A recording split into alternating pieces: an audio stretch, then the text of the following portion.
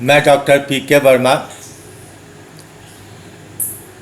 अपने biology class में आपका स्वागत करता हूं।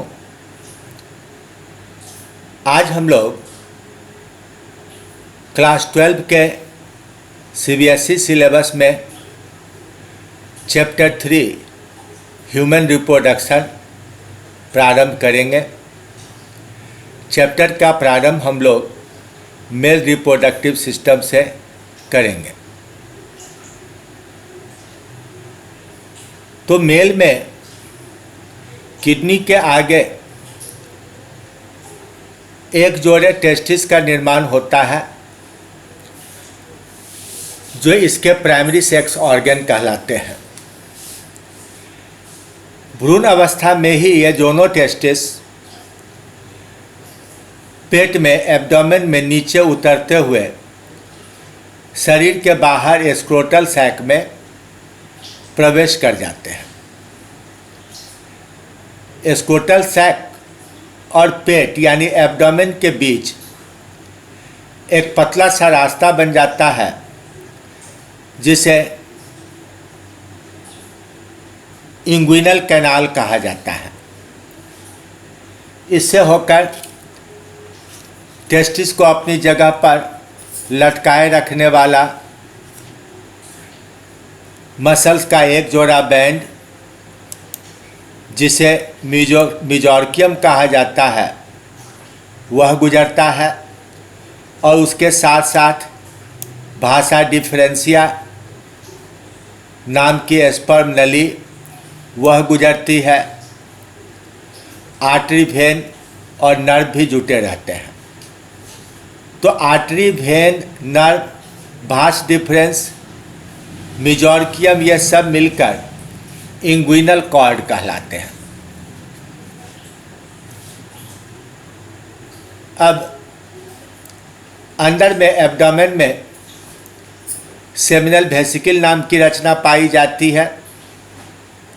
कुछ एनिमल्स में चूहे खरगोश में सेमिनल वेसिकल्स का काम स्पर्म्स को जमा करना है। चूहे खरगोश में एक और ग्लैंड होता है जिसे कोएगुलेटिंग ग्लैंड कहते हैं, वह मनुष्य में नहीं पाया जाता है। अब ये देखिए एक तिरछा काट है सेजाइटल सेक्शन जिसमें एक और का टेस्टिस दिखलाया गया है। यहाँ पर हल्का ब्लू कलर में टेस्टिस है और टेस्टिस को घेर करके अंदर ट्यूनिका एल्बुजिनिया और बाहर से स्किन है जो प्रोटेक्ट कर रहा है। शरीर के बाहर रहने के कारण एब्डोमेन के टेम्परेचर से टेस्टिस का टेम्परेचर करीबन आधा डिग्री कम होता है। इसकी बाहरी सतह पर यह नलियों का गुच्छा है जिसको इपिडिडाइमिस कहते हैं और इसी के पिछले हिस्से से यह अंदर स्पर्म डक्ट ऐसे गुजरती है जिसे भाषा डिफरेंशिया कहा जाता है। एक अकेले को भाष डिफरेंस और चूंकि दो होते हैं इसलिए भाषा डिफरेंशिया कहा जाता है। यहाँ पर सेमिनल वेसिकल है। इसकी नली यहाँ स्पर्म डक्ट से आकर जुटती है और जुटकर एक छोटा सा ये इजाकुलेटरी डक्ट बनाती है। अब इसी इजाकुलेटरी डक्ट में यूरिन की नली आकर जुट जाती है और इस तरह से एक कॉमन यूनोजेनाइटल डक्ट बनता है जो पेनिस के अंदर से गुजरता है। इसे अब हम यूरेथ्रा नाम देते हैं। जहाँ पर ये इजाकुलेटरी डक्ट और स्पर्म डक्ट मिल रहा है वहाँ पर एक गोल वालनट के आकार का प्रोस्टेट ग्लैंड है जो मुश्किल से 11 से 15 ग्राम का होता है। बड़ा हो जाने से यूरिन निकलते समय काफ़ी कष्ट होता है।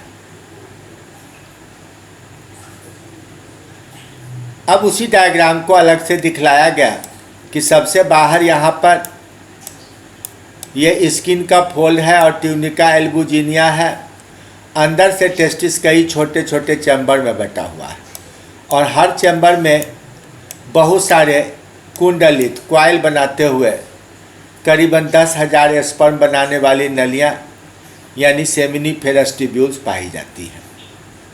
ये सभी ट्यूब्यूल अंदर की सतह पर एक दूसरे से जुटकर जालनुमा रचना बनाती है जिसे रीट टेस्टिस कहा जाता है। यहाँ पर रीट टेस्टिस है जो इसका अंदर जालनुमा रचना है। इससे पतली पतली करीबन 40-50 नलियाँ बाहर निकलती है जिन्हें भाषा इफरेंसिया कहते हैं और यह इपिडिडाइमिस से जाकर जुड़ जाती है।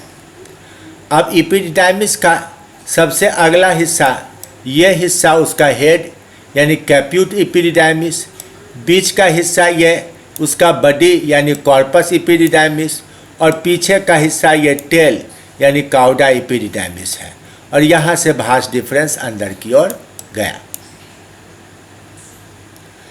अब टेस्टिस का एक ट्रांसवर्स सेक्शन देखते हैं तो ये विभिन्न स्पर्म बनाने वाली नलियाँ यहाँ गोल गोल ऐसे एरिया में आपको सेमिनिफेरस ट्यूब्यूल दिखाई पड़ रही है। इस सेमिनिफेरस ट्यूब्यूल का आउटर मेम्ब्रेन ट्यूनिका प्रोप्रिया कहलाता है, उसी पर जर्मिनल इपिथीलियम अवस्थित होता है और उसके डिवीजन से स्पर्म बनाने वाले विभिन्न स्टेजेज के सेल अंदर में आपको दिखाई पड़ रहे हैं, बीच का स्पेस खाली है। अब इन नलियों के बीच में कनेक्टिव टिश्यू पाया जाता है और उस कनेक्टिव टिश्यू में इंटरस्टिशियल सेल पाए जाते हैं। इन इंटरस्टिशियल सेल का अपना विशेष नाम है लीडिक सेल। यहाँ देखिए इंटरस्टिशियल सेल बीच में है, इनका नाम है लीडिक सेल। LH हार्मोन के जो पिट्यूटरी ग्लैंड से LH हार्मोन आता है उसके प्रभाव से यहाँ पर एंड्रोजन नाम का मेल हार्मोन बनता है जो स्पर्म बनने में मदद करता है तथा मेल के विभिन्न कैरेक्टर्स को दाढ़ी, मोछ, मजबूत मसल इत्यादि का निर्माण कराता है। इसी का एक बड़ा सेक्शन।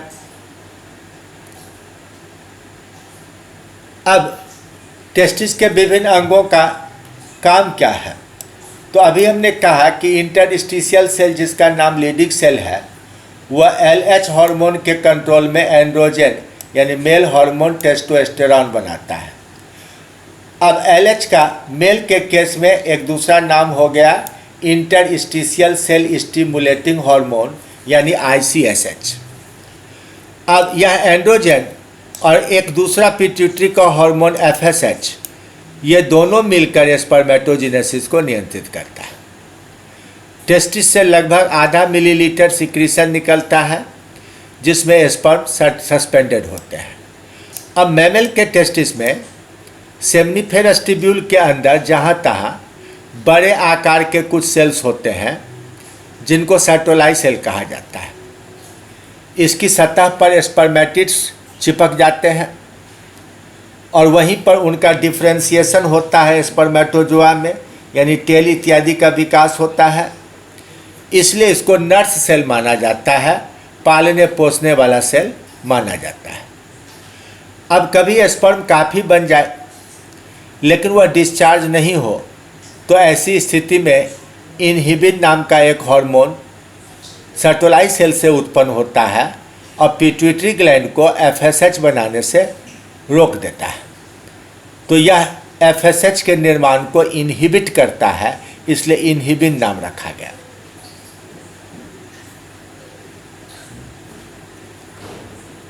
अब इपिडिडाइमिस में 3 प्रमुख हिस्से हैं, हेड यानी कैप्यूट, बॉडी यानी कॉर्पस और टेल यानी कि काउडा। अब यहाँ कम से कम 24 घंटे तक स्पर्म जमा रहते हैं और उनका मैचुरेशन होता है। इसका सिक्रीशन आधा से 1 ml होता है। इपिडिडाइमिस में 2 बड़े ही महत्वपूर्ण एंजाइम एमाइलेज और हाइलुरोनिडेज बनते हैं। हाइलुरोनिडेज खासकर फर्टिलाइजेशन के समय ओवम के चारों ओर का ग्लाइकोप्रोटीन डिजॉल्व कराने में मदद करता है। इसके अलावा ग्लिसराइल फॉस्फोराइल कोलाइन जीपीसी नाम का एक केमिकल निकलता है जो स्पर्म हेड में जाके जमा हो जाता है। यह फर्टिलाइजेशन के लिए ज़रूरी है क्योंकि यह एक्स्ट्रा एनर्जी देता है।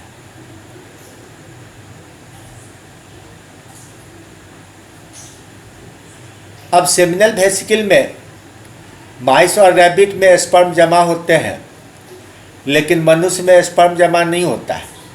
यहाँ ढेर सारा प्रोटीन सिक्रीट होता है, लो और हाई मॉलिक्यूलर वेट के बहुत सारे प्रोटीन।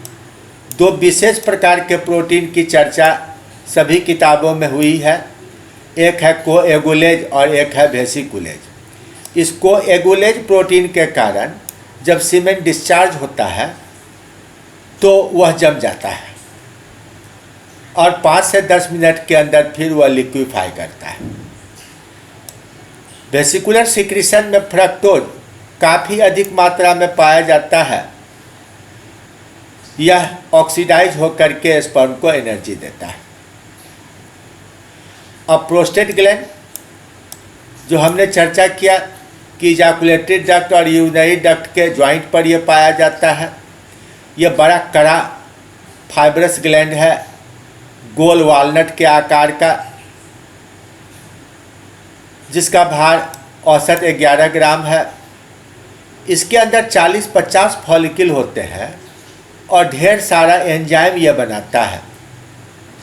अधिकांश एंजाइम ऑक्सीडेशन कराने में मदद करते हैं फूड का, लेकिन उसमें एसिड फॉस्फेटेज नाम का एक विशेष एंजाइम होता है जो स्पर्म के चारों ओर म्यूकस लेयर को डिजोल्व कराता है, उसको मोटाइल बनवाता है और वह फॉस्फेट मोनोएस्टरेज है, यानी फॉस्फेट बॉन्ड को तोड़ने वाला है।